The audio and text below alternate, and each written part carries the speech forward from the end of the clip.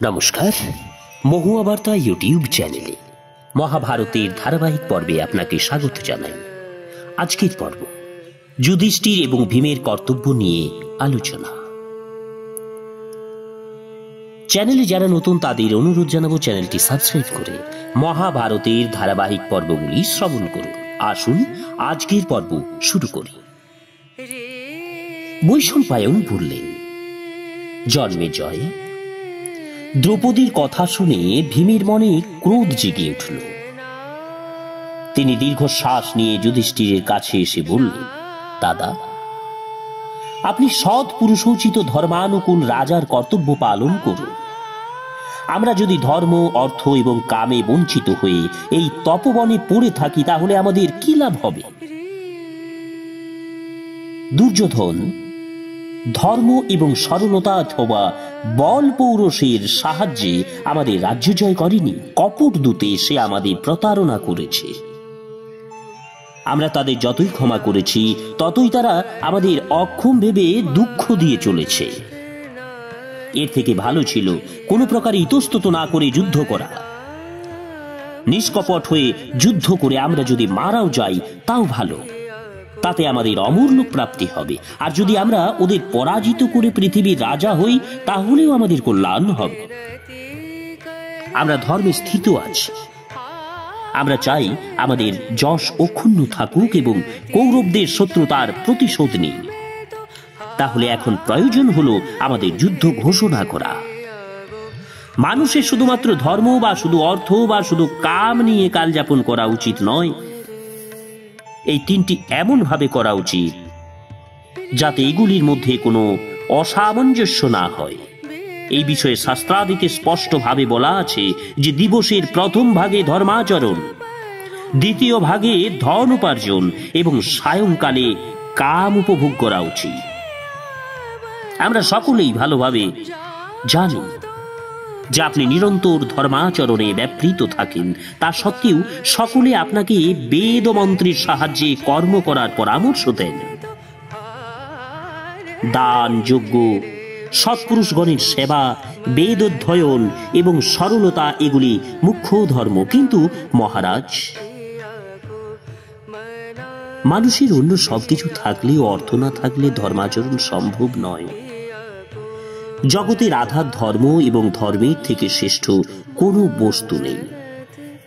কিন্তু সেই ধর্মাচরণ অর্থের দ্বারাই হয়।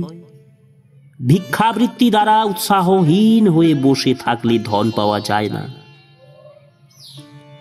ধর্ম আচরণ করলেই তা পাওয়া যায়। ব্রাহ্মণ ভিক্ষা করেও তার জীবিকা নির্বাহ করতে পারেন, কিন্তু ক্ষত্রিয়ের ক্ষেত্রে তা নিষিদ্ধ। তাই আপনাকে পরাক্রম দ্বারাই সেই ধন প্রাপ্তির উদ্যোগ করতে হবে। আপনি আপনার ক্ষত্রিয় ধর্ম স্বীকার করে আমাকে এবং অর্জুনকে নিয়োগ করে শত্রু সংহার করুন। শত্রুদের পরাজিত করে আপনি যে ফল পাবেন তা কখনোই নিন্দনীয় হবে না। প্রজা পালনেই আপনার সনাতন ধর্ম। আপনি যদি ক্ষত্রিয়োচিত ধর্ম পরিত্যাগ করেন তাহলে আপনি হাস্যের সম্পদ হবেন। মানুষের নিজ ধর্ম উল্লঙ্ঘন করে জগতে ভালো বলে পরিগণিত হয় না দাদা। আপনি এই শৈথিল্য পরিত্যাগ করুন। ক্ষত্রিয়ের ন্যায় দৃঢ়তা এবং বীরত্ব স্বীকার করে ধর্মের পালন করুন। অর্জুনের মতো ধনুর্ধারী আর কেউ আছে কি? ভবিষ্যতেও হওয়ার সম্ভাবনা নেই। আমার মতো গদাযুদ্ধ বিশারদ আর কে আছে? বলশালী ব্যক্তি নিজের বলের উপর ভরসা করেই যুদ্ধ করে, সৈন্য সংখ্যা দ্বারা নয়। আপনি বলের সাহায্য নিন। মৌমাছি যদিও ক্ষুদ্র প্রাণী, তবুও তারা একত্রে মধু হরণকারীর প্রাণনাশ করে দেয়। তেমনি বলহীন ব্যক্তিরাও একত্রিত হয়ে বলশালী শত্রু জীবন নাশ করতে পারে। সূর্য যেমন কিরণের সাহায্যে পৃথিবীর রস গ্রহণ করে বৃষ্টি দ্বারা প্রজা পালন করে, তেমনি আপনিও দুর্যোধনের কাছ থেকে রাজ্য জয় করে প্রজা পালন করুন। আমাদের পিতামহ শাস্ত্রবিধি অনুসারে প্রজা পালন করেছিলেন। প্রজাপালন আমাদের সনাতন ধর্ম। একজন ক্ষত্রিয় যুদ্ধে সৎভাবে বিজয় লাভ করে অথবা প্রাণদান করে যে লোক প্রাপ্ত হয়, তপস্যা দ্বারাও তা লাভ করা যায় না। ব্রাহ্মণ এবং কুরুবংশীয়গণ একত্রিত হয়ে আনন্দিত চিত্তে আপনার সত্য রক্ষার কথা আলোচনা করছে। আপনি লোভ, মোহ, ভয়, কাম ইত্যাদিতে কখনো মিথ্যা কথা বলেননি। আপনি রাজাদের বিনাশজনিত পাপের জন্য যদি ভয় পান তবে তাও অমূলক। কারণ রাজা রাজ্য জয় করার জন্য যে পাপ করেন তা তারা বড় বড় যজ্ঞ করে দান দক্ষিণা দ্বারা ক্ষয় করে দেন। আপনিও ব্রাহ্মণদের সহস্র গ্রাভী এবং গোধন দান করে পাপমুক্ত হবেন। এখন আপনি শীঘ্রই শত্রুকে আক্রমণ করুন। আজই শুভ দিন। ব্রাহ্মণ দিয়ে স্বস্তি বাচন করিয়ে আপনার অস্ত্রকুশল সুরবীর ভাইদের সঙ্গে নিয়ে হস্তিনাপুর আক্রমণ করুন। সঞ্জয় বংশের রাজা, কেকই বংশের রাজা, বৃষ্ণিকুল ভূষণ ভগবান শ্রীকৃষ্ণের সাহায্যেও কি আমরা যুদ্ধে বিজয় লাভ করতে পারবো না?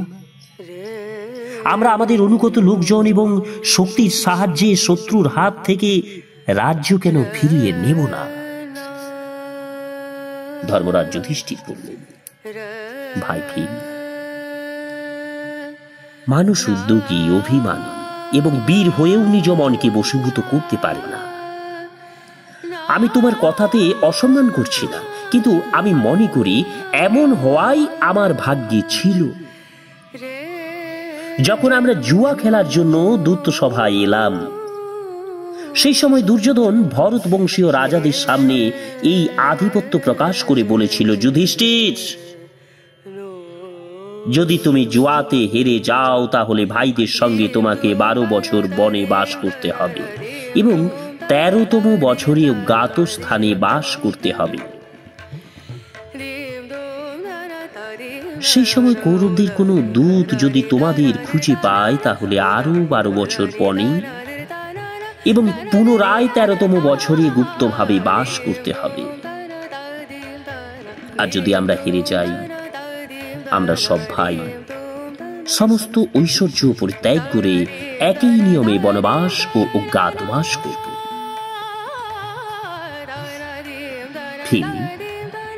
আমি দুর্যোধনের কথা মেনে নিয়েছিলাম এবং তেমনই প্রতিজ্ঞা করেছিলাম।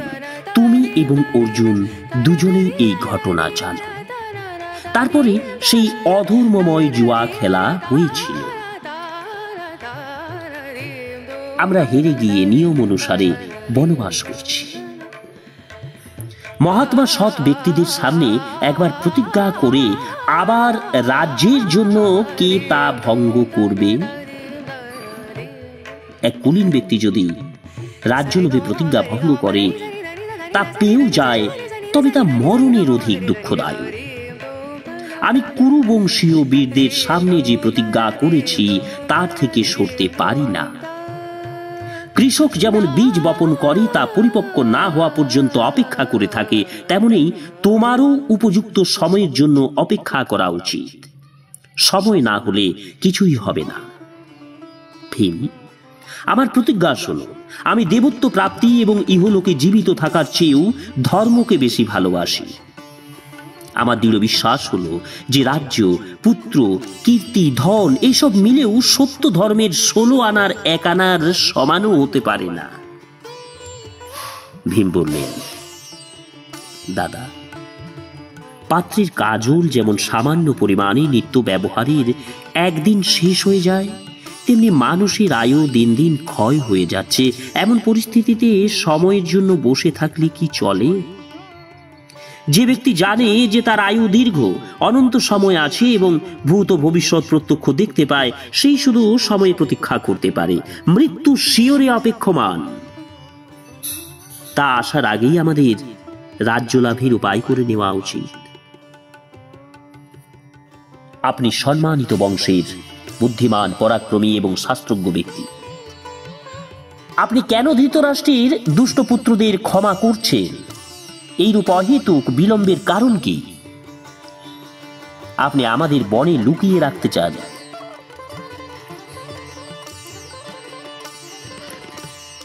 যেন ঘাস দিয়ে হিমালয় পর্বতকে লুকিয়ে রাখার মতো। আপনি একজন জগৎ বিখ্যাত ব্যক্তি। সূর্য যেমন আকাশে লুকিয়ে বিচরণ করতে পারে না, তেমনি আপনিও কোথাও লুকিয়ে থাকতে পারেন না। অর্জুন, নকুল এবং সহদেব কিভাবে একসঙ্গে লুকিয়ে থাকবে? রাজরানী দ্রৌপদী কি করে লুকিয়ে থাকতে পারে? আমাকেও বালক বৃদ্ধ সকলেই চেনে। আমি কি করে 1 বছর গুপ্তভাবে থাকব? আমরা আজ পর্যন্ত 13 মাস বনে থাকলাম। বেদের নির্দেশ অনুসারে আপনি এটিকেই 13 বছর করে গুনে নিন। বছরের প্রতিনিধি হলো মাস, অতএব 13 মাসেই 13 বছরের প্রতিজ্ঞা পূর্ণ করা সম্ভব। দাদা, আপনি শত্রু বিনাশের জন্য দৃঢ় নিশ্চিত হন। ক্ষত্রিয়দের কাছে যুদ্ধের থেকে বড় কোনো ধর্ম নেই, অতএব আপনি যুদ্ধ করতে সম্মতি দিন। কিছুক্ষণ চিন্তা করার পর যুধিষ্ঠির বললেন, বীর ভীমসেন, তোমার দৃষ্টি শুধু অর্থের উপর, তাই তোমার কথাও ঠিক। কিন্তু আমি অন্য কথা বলছি। শুধু সাহস দিয়েই কোনো কাজ করা উচিত নয়। যারা এরূপ কাজ করে তাদের দুঃখ ভোগ করতে হয়। যে কোনো কাজ করতে হলে ভালোভাবে বিচার বিবেচনা করে যুক্তি এবং উপায়ের সাহায্যে করা উচিত, তাহলে দৈব অনুকূল হয়। তখন সিদ্ধি লাভে আর কোনো বাধা থাকে না। বল এবং দর্পে উৎসাহিত হয়ে বালক সুলভ চপলতায় তুমি যে কাজ করতে বলছো সে সম্বন্ধে আমার কিছু বলার আছে। ভূরিশ্রবা, শল্য, জরাসন্ধ, ভীষ্ম, দ্রোণ, কর্ণ, অশ্বত্থামা, দুর্যোধন, দুঃশাসন এবং ধৃতরাষ্ট্রের শস্ত্রবীর কুশল পুত্রগণ আমাদের আক্রমণ করার জন্য প্রস্তুত আছে। আগে আমরা যেসব রাজাদের পরাজিত করেছিলাম, এখন তারা ওদের সঙ্গে মিলিত হয়েছে। দুর্যোধন ও কৌরব সেনার সব বীরদের, সেনাপতিদের এবং মন্ত্রীদের এবং তাদের পরিবারবর্গকেও উত্তম বস্তু এবং ভোগ সামগ্রী দিয়ে সপক্ষে করে নিয়েছেন। এরা প্রাণ থাকা পর্যন্ত দুর্যোধনের পক্ষে লড়াই করবেন, এ আমরা স্থির বিশ্বাস আমাদের। যদিও পিতামহ ভীষ্ম, দ্রোণাচার্য, কৃপাচার্য 2 পক্ষের ওপরেই সমদৃষ্টি রাখেন, তা সত্ত্বেও তারা যেহেতু ওদের রাজ্যে থাকেন এবং অন্ন গ্রহণ করেন, তাই দুর্যোধনের জন্যই ওরা প্রাণপণে যুদ্ধ করবে। তারা সকলেই অস্ত্রকুশল এবং বিশ্বাসভাজন ব্যক্তি। আমার বিশ্বাস যে সমস্ত দেবতা সহ ইন্দ্রও ওদের সামনে যুদ্ধে জয়ী হতে পারবেন না। কর্ণের বীরত্ব, উৎসাহ এবং তেজস্বিতা অপূর্ব। তার দেহ অবেদ্য কবচে আচ্ছাদিত। পরাজিত না করে তুমি দুর্যোধনকে বধ করতে পারবে না, কারণ কর্ণ দুর্যোধনের রক্ষাকারী।